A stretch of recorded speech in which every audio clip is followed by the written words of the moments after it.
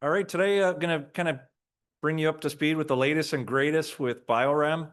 We'll start off introducing the company for those of you who are not familiar with the story, kind of show you how we're making out for 25, and then really talk about the future. And then I look forward to any questions at the end. So who is BIOREM? Our vision is to engineer, design the most innovative air pollution control devices on the planet. And when I talk about innovative solutions, we're talking about finding the right marriage of technical as well as commercial aspects to a solution. So in the air emissions abatement field, it's characterized by a fragmented competition with a lot of specialists doing one or two things only. So we're really looking at trying to change the mold and provide a full suite of bespoke solutions for our customers. I'm sure everyone's done the homework on BIOREM, so I won't spend a lot of time on this slide. A couple key things, IPO in 2005, but the current management, that's myself and Doug Newman, our CFO, have really been at the helm since January of 2015. It's just critical because I come to a lot of these meetings and it's the same management team that's been there for 30 years and they're promising to double by the next year. I'm not going to do that, but just so you have the context of key dates in the company's history. The other point that I'll draw attention to on this slide, other than the fact that I believe we're undervalued, it's a very small number of outstanding shares, right? So in 21, Doug and I were able to buy back a 60% block that was owned by a Chinese state-owned company and retired those shares from 38 million down to the 16. So just gives us a nice structure for the future, right? All right, so what do? We talked about air emissions abatement. BIOREM is short for bioremediation. In layman's terms, we harness the power of Mother Nature, right? We grow bacteria and fungus that actually eat air pollution as their food source. That's really the core of our business. However, not every application can be dealt with biological solutions. So over the last several years, which kind of coincides with our trajectory financially, has been bringing in a full suite of technologies and services. So we're kind of a one-stop shop these days, right? Full engineering from the front end all the way to the back end with performance verification. We provide capital equipment, so whether it's a physical, chemical, or biological solution, providing a reactor to deal with those air emissions. And we're technology agnostic now, focusing on a wide range so that we're matching the right technology for the customer's needs. Where can this technology be used? Across a wide range of industries. What sets BIOREM somewhat apart from a lot of other clean tech companies is our exposure to critical infrastructure. So if you look at the first two buckets here and arguably the fourth bucket, whether it's municipal wastewater, water treatment, or solid waste treatment, these are projects that are funded by the government, tend to have a lot of visibility, tend to be recession-proof. Approximately, depending on the year, call it up to 3/4 of our business could be in the infrastructure space. So it kind of gives us a little bit of a unique play on the clean tech side, since the macroeconomic factors can have a outsized impact on a clean tech company, right? You can imagine in a period of economic downturn, a company will not invest typically into an environmental project.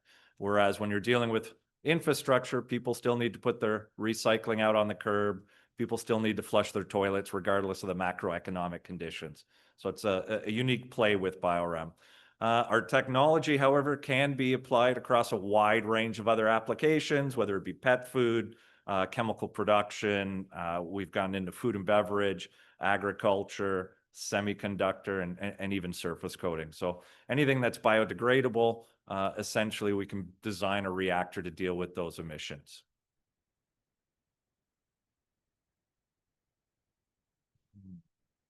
There we go. All right, what's our value proposition when it comes to our clients? We like to deal with very complex projects. Ontario has one of the strictest quality of life regulations on the planet. So when we're talking about in Ontario, everyone has the right to be able to drive to school, to work, to be able to barbecue in their backyard without being exposed to noise or offensive odors. And the regulations we've set in this province are extremely difficult. So one odor unit is the target. Now, to put that into context, if I exposed you all to a sample of air that had an odor intensity of 1, half of you in the room would not smell anything. The other half would say, hey, I think I smell something, but you wouldn't be able to characterize that odor. So just giving you an idea of how stringent this is, right? When you fry bacon in your kitchen, that's probably 500-600 odor units right there. So just trying to put this in the context for you. And this is kind of where we grew up, I'd say, in parentheses here, as a company dealing with these very challenging technical issues.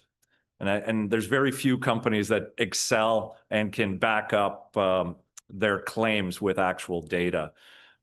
We also love complex air emissions. You can imagine that certain processes emit a wide range of compounds, maybe 100, 200 compounds. Some may cause cancer, other just smell, but essentially dealing with a wide range of varied chemistry requires you having knowledge of that chemistry and what technologies can be used for each component of that mixture.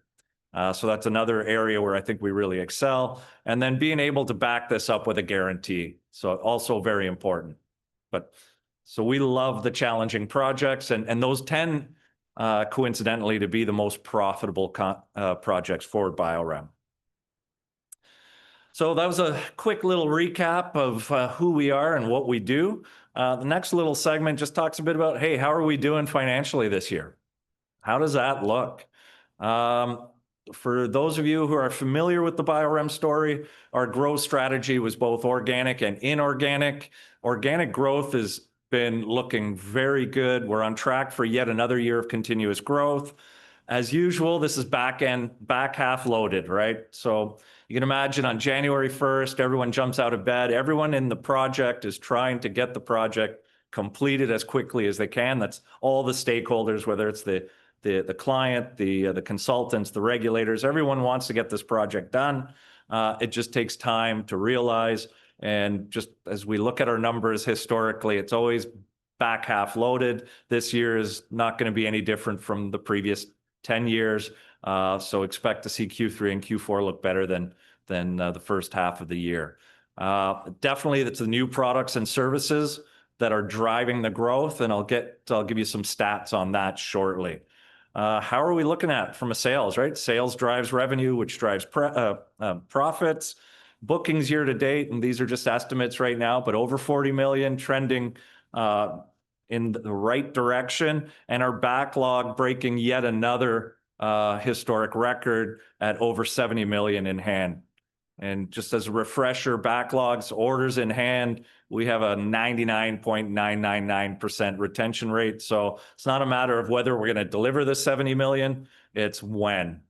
So very good numbers, very pleased with that. The bulk of this is through repeat customers across the world, including the USA, but some bright spots happening in the Middle East, as well as in Southeast Asia. So that's been kind of driving those bookings. You know, we've over the last 5+ years, the team has been delivering. You can see that reflected in our EBITDA growth, as well as obviously the EPS growth. So I like the shape of the curve, and it's we seem to be on that trajectory to continue that trend for the foreseeable future. So what does that translate in terms of, you know, I talked about what was driving the growth. A couple of years ago, we introduced a full suite of physical solutions. So rather than bugs eating the air pollution, think of them as sponges, right? Big sponges, soak up all that air pollution. Once the sponge is full, dispose of it. So that was the first new product line we brought in. Chemical scrubbers just started last year. And noise abatement or sound attenuation also late last year. But you can just see that by focusing on those dry scrubbers, focusing on these new products. These are significant numbers. Part of the business, we're capital equipment, very lumpy, right? Quarter to quarter, it's always outside of our control. If the facility hasn't been constructed yet, they're not ready for our equipment. So one of the things management's been working on is how can we diversify the revenue streams to get a nice foundation of recurring revenue? And what better foundation but using your existing customers, over 2,500 installations globally. That's a great pool to go after. So in the last 18 months or so, been really focusing on trying to build out our service group, focus on this business to kind of smooth out the peaks and valleys from quarter to quarter. And you can see with phenomenal success this year in the service side. What does this mean in terms of the product mix? What we're doing, roughly a third of our business of all new bids is coming from this bucket of new products and services. So very pleased with the progress on the organic growth. So that's all in the background, right? That's behind us. What are we doing to go forward? What does the market look like for BIOREM, and why do I think BIOREM's well poised to take advantage of that? We still have a large number of very positive market drivers, right?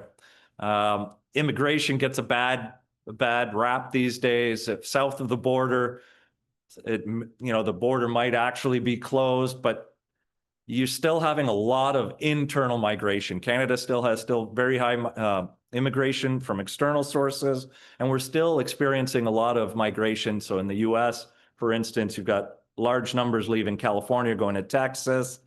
In Canada, you're still seeing a lot of stuff move west from the east as well. So every time you've got people moving and you've got housing shortages, you need new units to be built. That means new toilets, new garbage routes, new recycling routes. So certainly this internal, external migration, as well as the housing issues, still creating a market driver moving forward.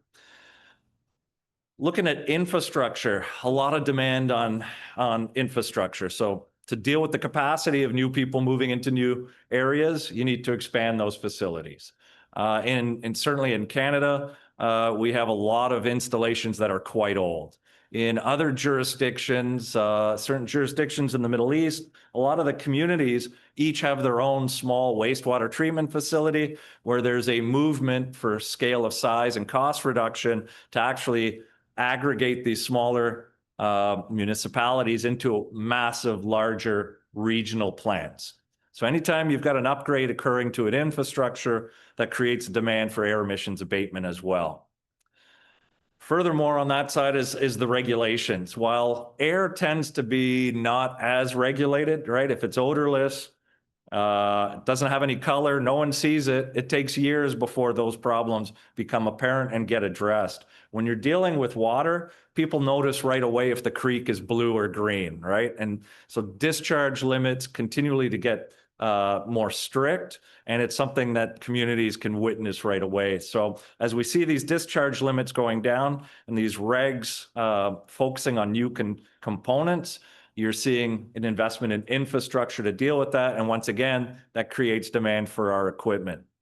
And then finally, the last bucket of the drivers on the community side, right? You've got dense urban communities that are only getting more and more vertical, more and more people. You've got infrastructure industry and residential areas all coexisting. That creates a demand for quality of life, right? Noise, odor, and emissions.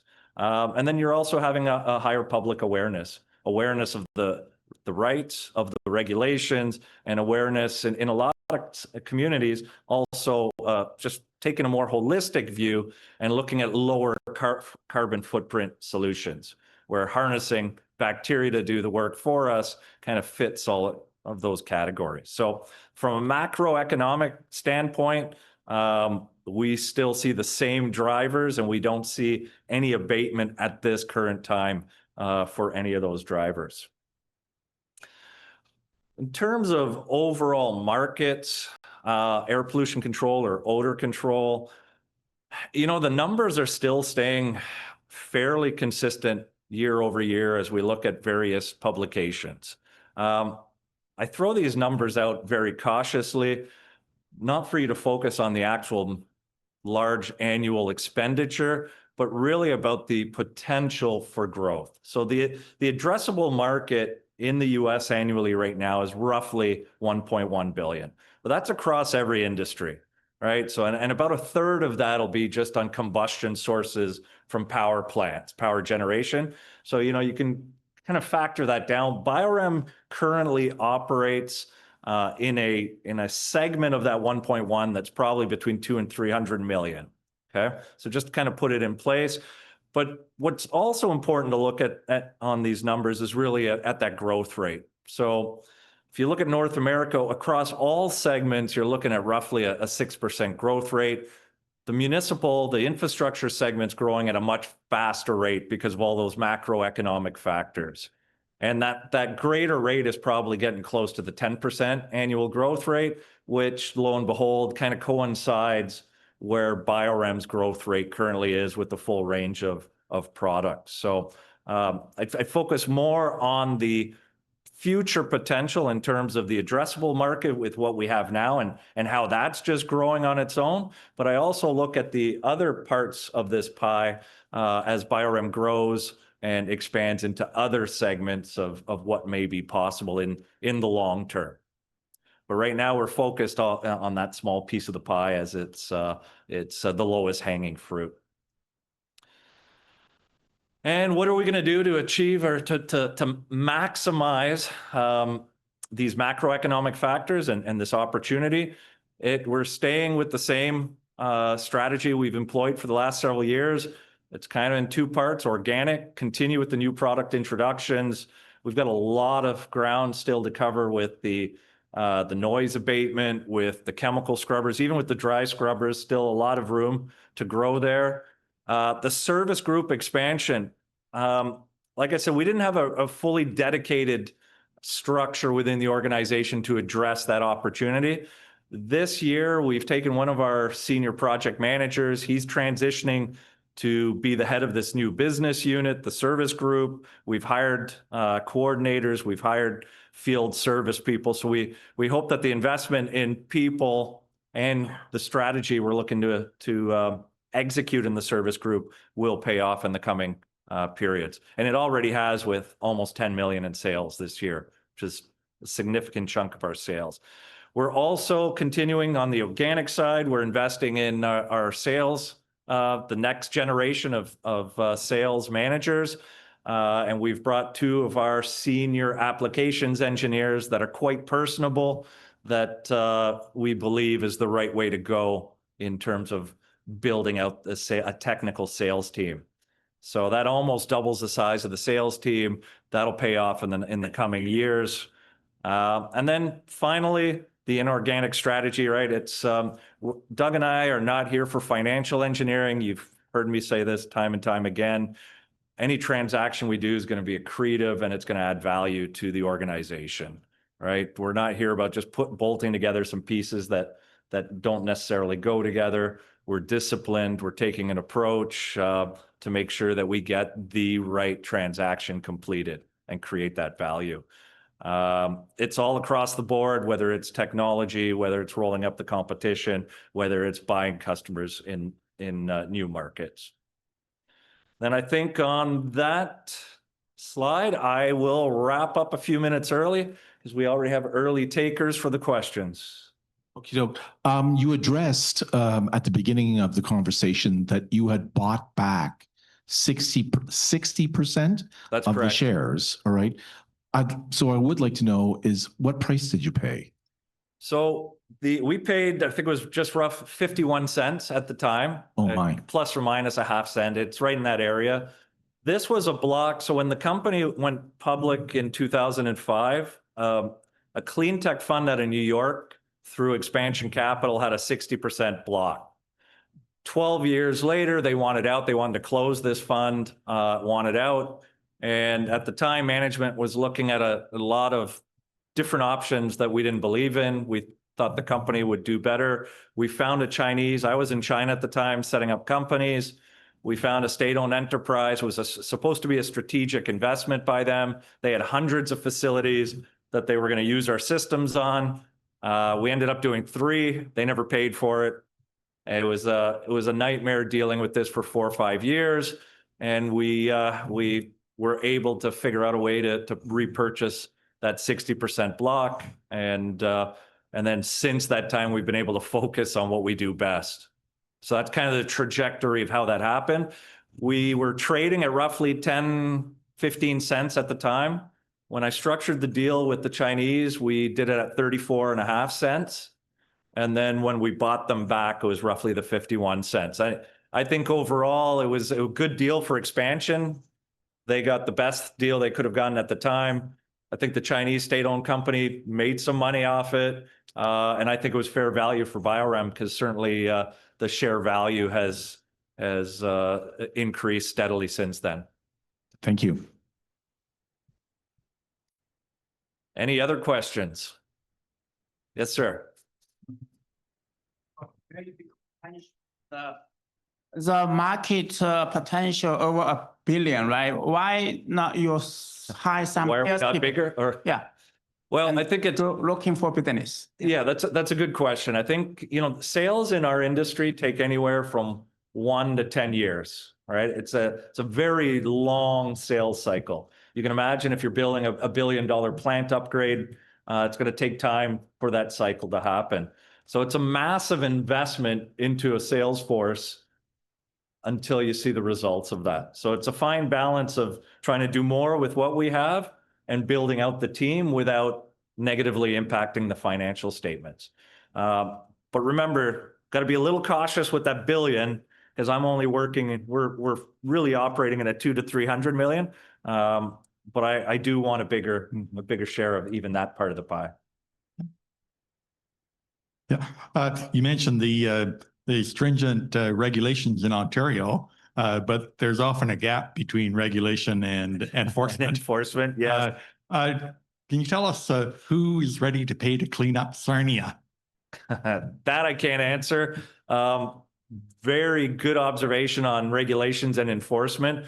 It's one of the reasons why working in the US and Canada is a good thing. The enforcement's usually quite high.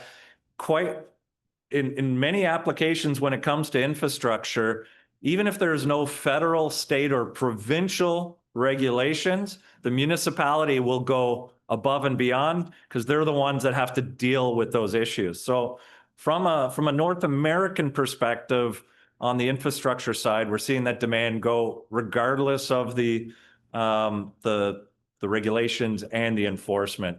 In terms of Sarnia, I can't answer that part of the question. We're working on it, one job at a time. Sure.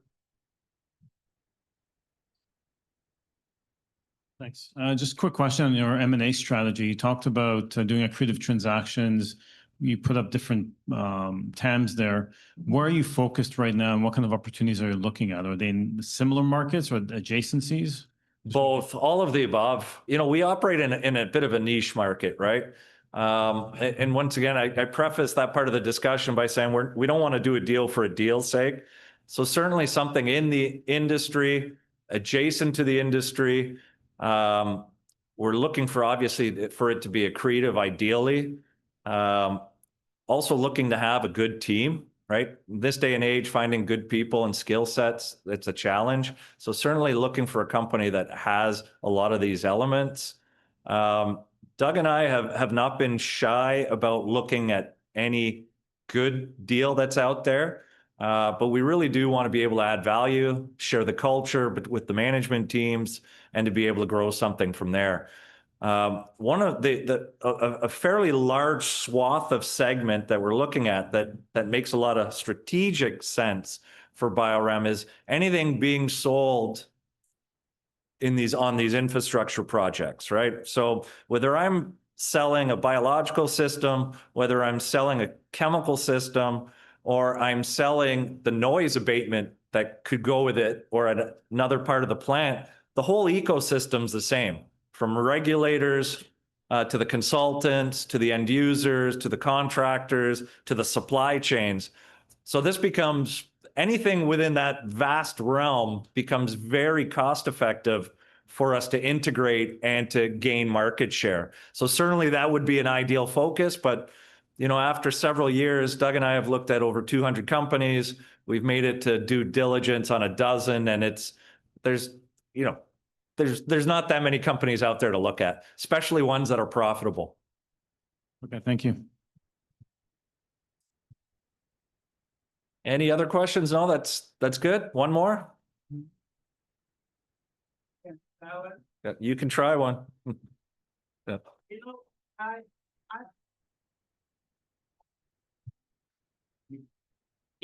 Some river, like Detroit River, between Windsor and Detroit, before no fish, now they have fish, right? So it's getting cleaner. So, but this summer I went to London, UK. That river is so dirty, no fish. So can you do something for them, get some business? Not at this point. We're focused on gaseous phase rather than liquid phase, but maybe someday in the future. Last one. So what percentage of your revenue now is aftermarket, and what's reasonable that you could grow that to based on this type of business? Excellent questions. The 9.9 million that I mentioned for this year is a bit of a peak, right? So right now, between a 12-month period from today to 12 months from now, it could be as much as a quarter to a third of our revenue. I think if I take the noise out of this, right now we're probably sitting more around the 5 to 10% of our revenue is service. But I'll give you an idea of one segment alone. So we talked about these sponges, right? The physical systems. So it's estimated in the US, there's over 200 million annually of replacing that material. Now, can we get access to all of that? Probably no. There's some bigger companies that can get access to it. But if you get into the way these municipalities do it, they may have 10 sites, and at these 10 sites, they may have 20 of these sponges. So they don't just go out for each one individually. They put out multi-year contracts. And these contracts, Minneapolis, we just bid one, was $3 million US a year, and it was a 5-year contract.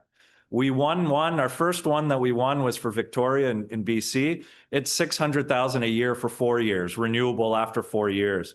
So if every municipality has these, that segment of the service business alone is fairly substantial, and certainly one of the areas we're trying to focus on. Wrapping it up. All right. Well, thanks for everyone's attention.